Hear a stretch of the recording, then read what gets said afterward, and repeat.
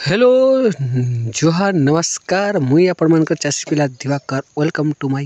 YouTube channel. आज आपण मन के देखामी गोटे देसी आइटम देसी वेराइटी मस्त लगुचे बहुत मीठा लगुचे। आपन देखबे आज मुई आमर खेत के आसीचे माया गछ आम गछ के पेन देवा के डालिम गछ के पेन देनी काजू गछ के पेन देनी तो मुई चलनी देखनी आमर बुरो कौसी हितला पाचला कि नहीं पाचला जे मुई देखी आसतनी इन देखुचे से जनता के संता अच्छे किंतु जिन गुटे अधे पाचिचे मस्त लगुचे। आपण माने भी निजे देखुन बुरो लदी ही दीचे पूरा आपण माने जूम माध्यम देख पारथिबे पूरा बुरो लदी ही दीचे देसी बुरो लदी ही दीचे गोटे भीतर देखुन पाचिचे कितना मस्त पाचिचे देखुन लाल टह टह भीतर भीतर बने पाचिचे देखुन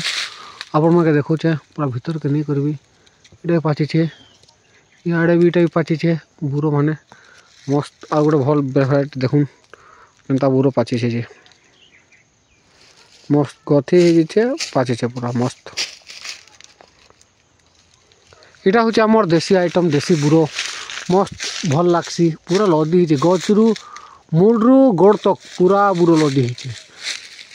आपण माने आसुन खामा क्या खाइले भल लागसी कहून कमेंट करूँ